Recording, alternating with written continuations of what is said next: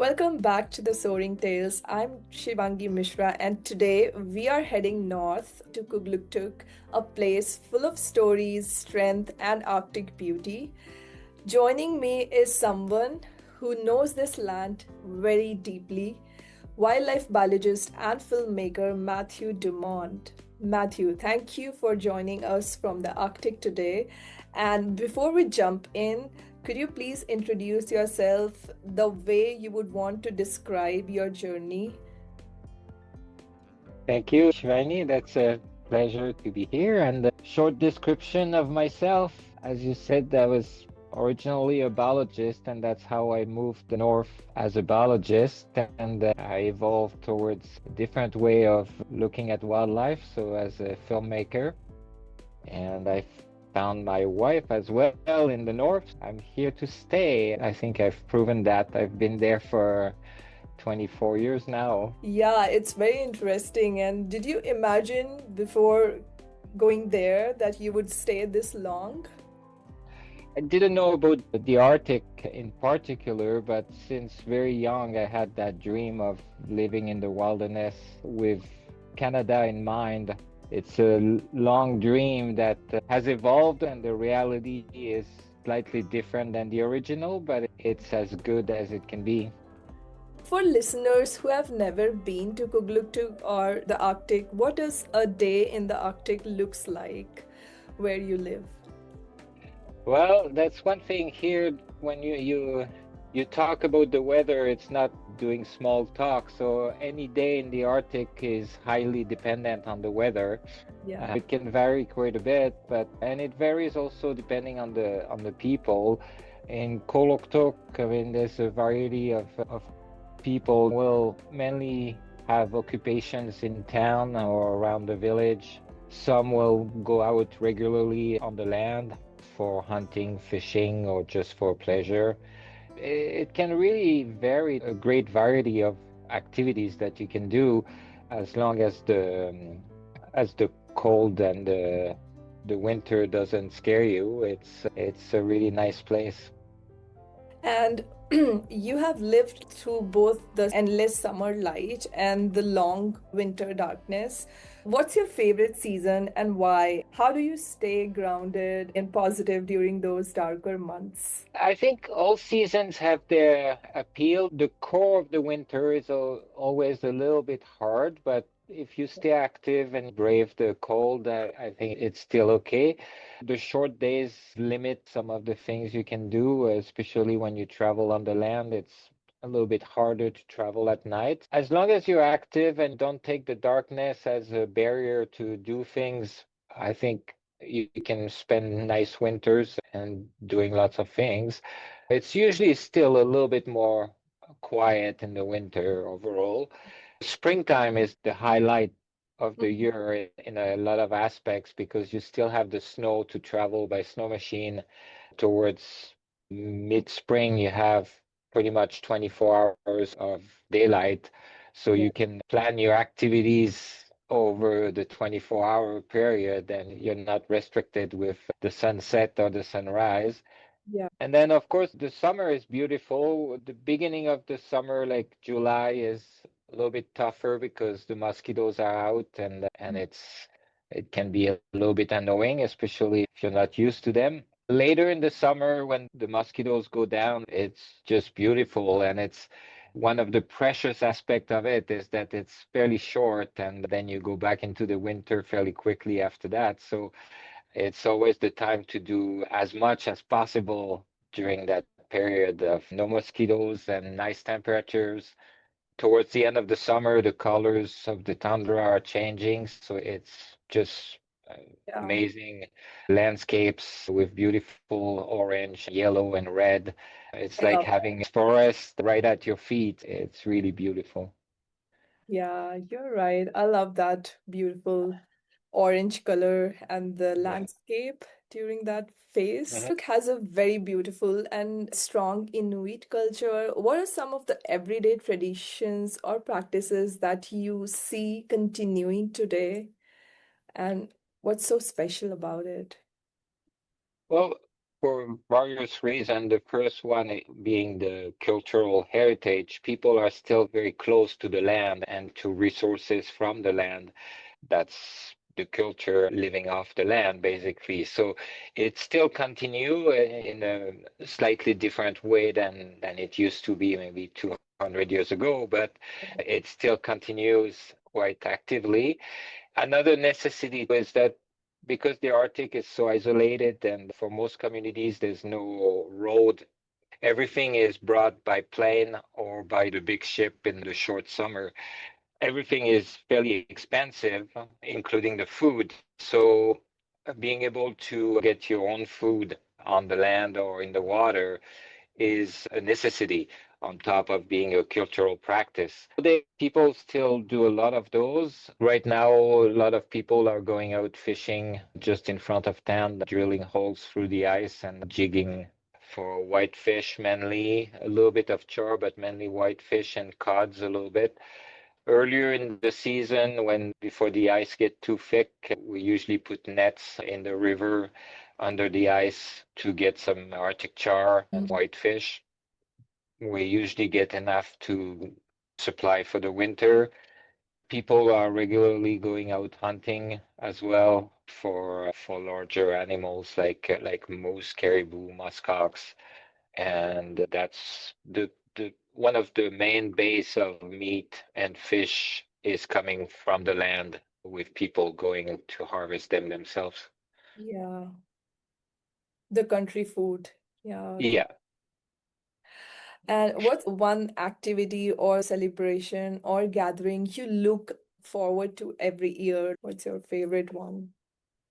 I'm a bit of a hermit, so I don't necessarily go to all the celebrations in town. The frolics in the springtime is one of the big events every year. It celebrates the return warmer days and the beginning of spring. Lots of activities like skidoo racing to more traditional games and dances. It's always a very joyful week during celebrations.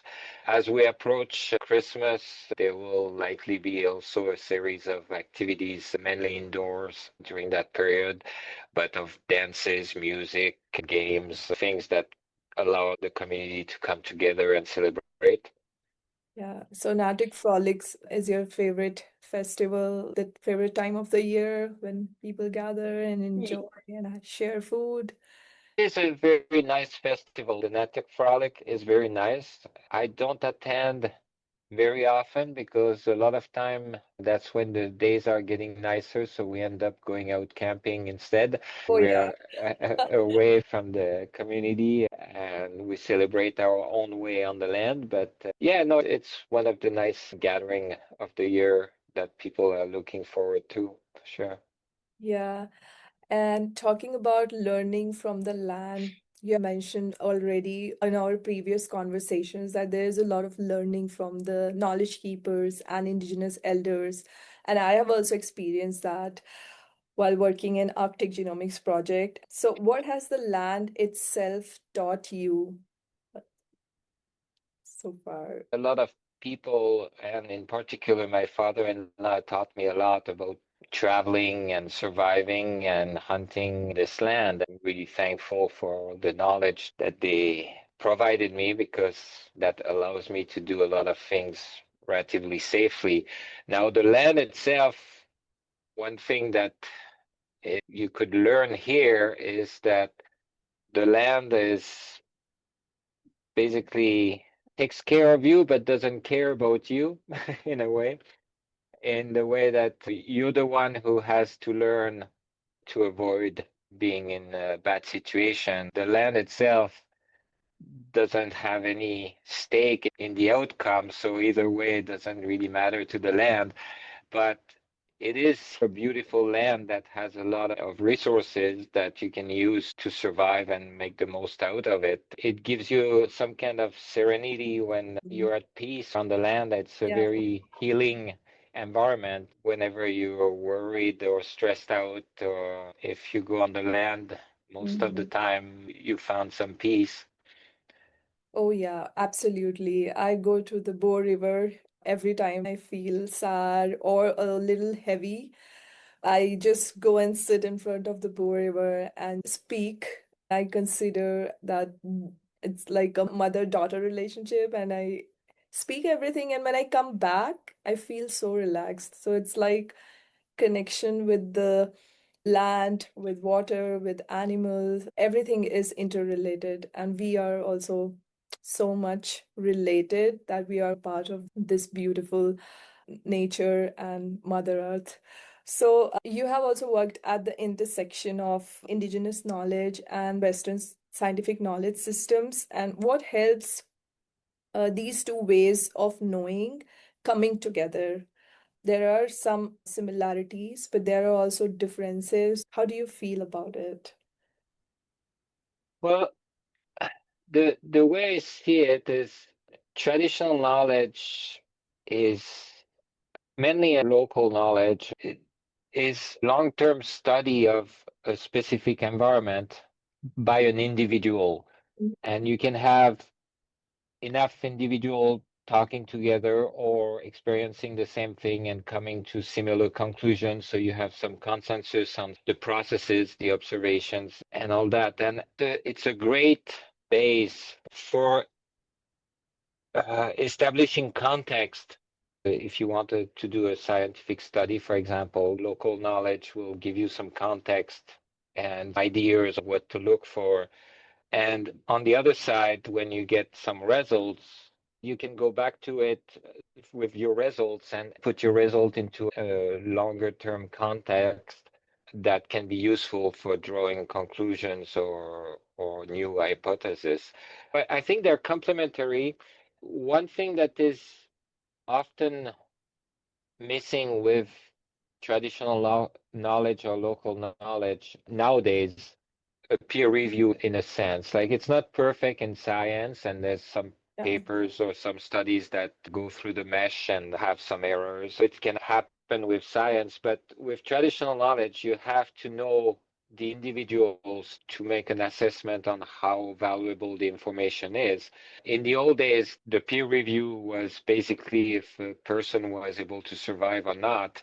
So there was a direct feedback on that knowledge and the accuracy of that knowledge, the accuracy of the conclusion or the explanation that people were formulating based on their observations. If people were observing something about caribou and they would be able to somewhat predict with quite great certainty where the caribou were going to travel at this time of the year, that was science, like traditional knowledge, but science in a way, it's the same thing.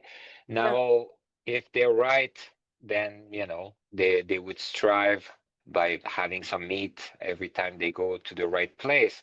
If they were wrong, well, either they would have some hardship or worse, and a new hypothesis would need to be formulated to correct that. So there's a process that is similar, it's just less formally. It's not, it's unwritten, so it's verbal, so it's transmitted, it evolves constantly from one person to the other one, and which can be great, but it's also can be deformed and so it has a lot of value. What's missing sometimes is the ability to, in our modern quantitative management system, quantify that knowledge and have a clear Preserve. process to vet the person transmitting that knowledge. Traditional knowledge is a lived experience. It's passed down from thousands of generations. So it's very important. There are many things in the scientific knowledge system people come to know later, and it's already well established in the traditional knowledge system. They both are different ways of knowing, but I feel like traditional knowledge has its vast depth and importance. And the scientific tools are just complementary and additional layer or tools to work with. So people often imagine the Arctic as quiet and simple. What's something outsiders don't see? What keeps you resilient? It's very remote. Mm. I agree that like traditional knowledge and science are very complementary. They're just two different way of gathering information and interpreting it.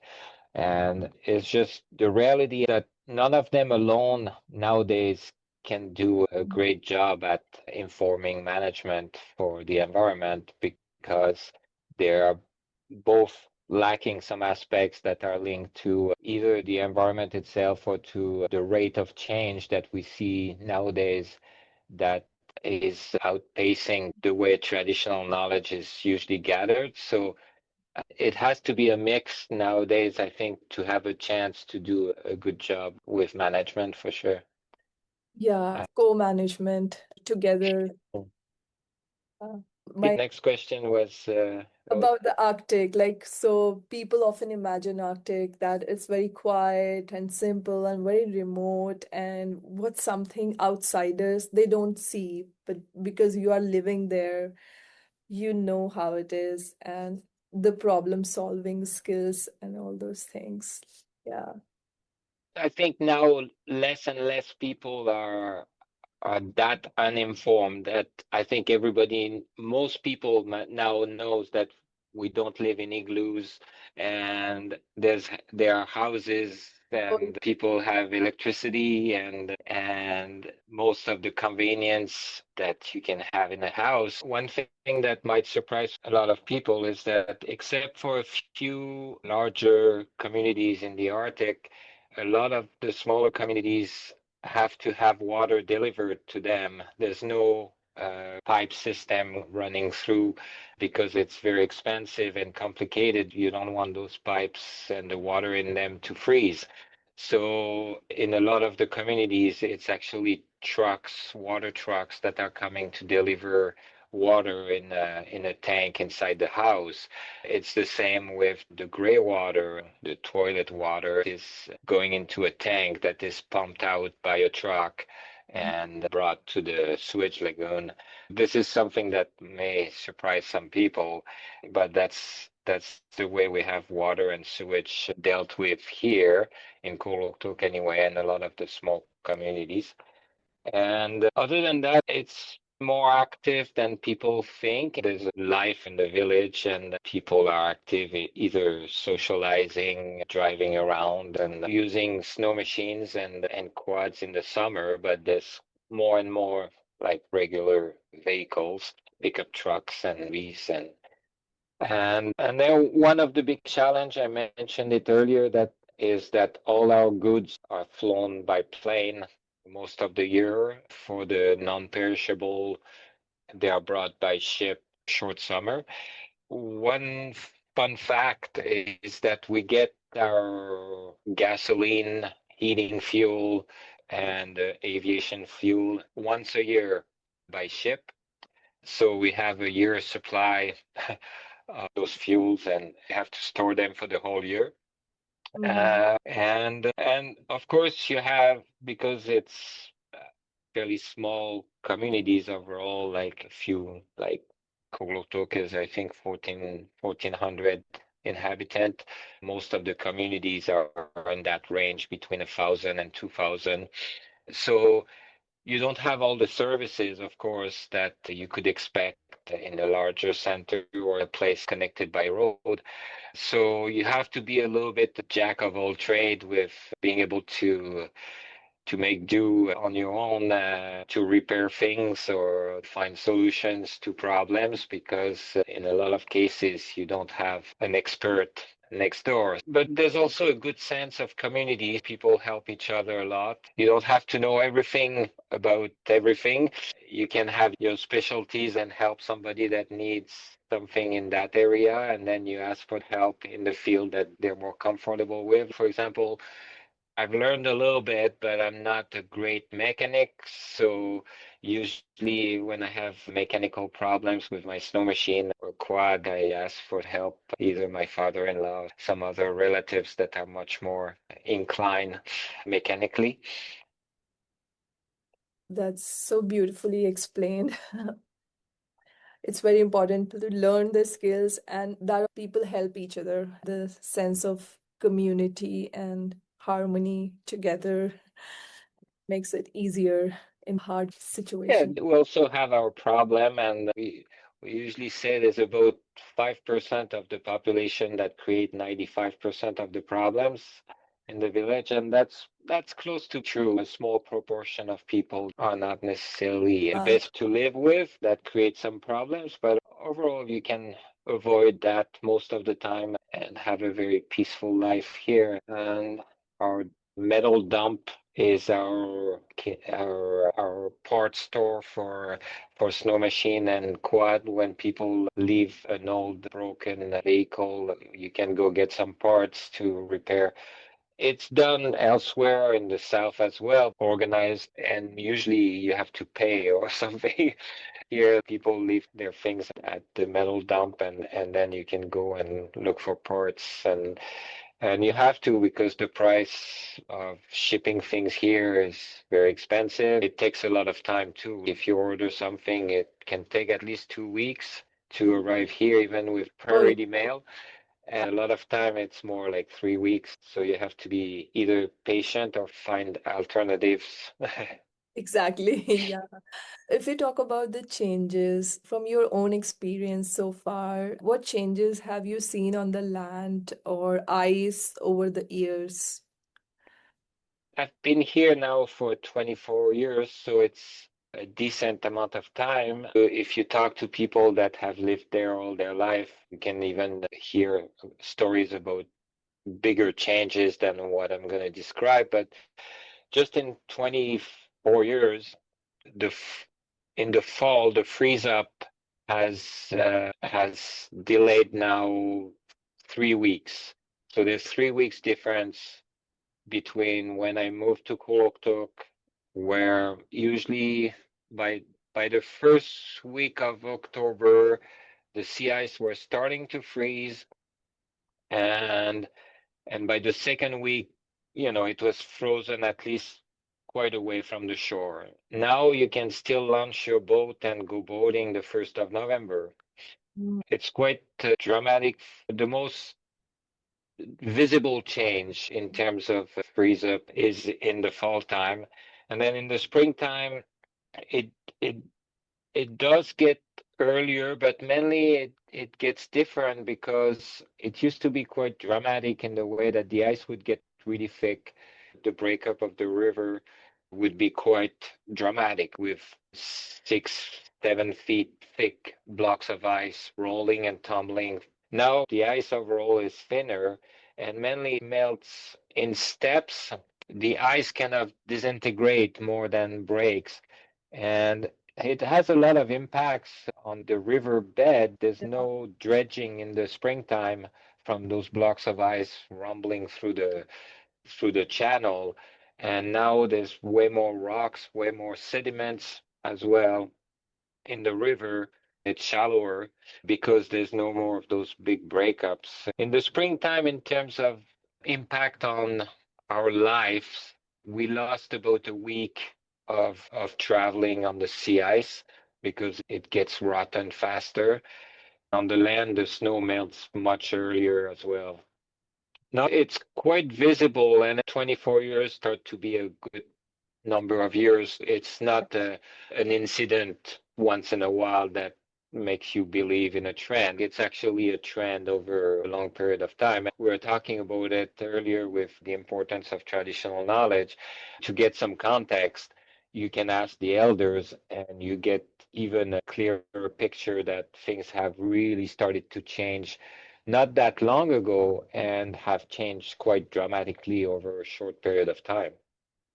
This reminded me of my conversation with elders at Cambridge Bay, and they shared how they felt the change in the behavior of animals and also the presence of populations like for muskox and caribou. So, yeah, it's sad.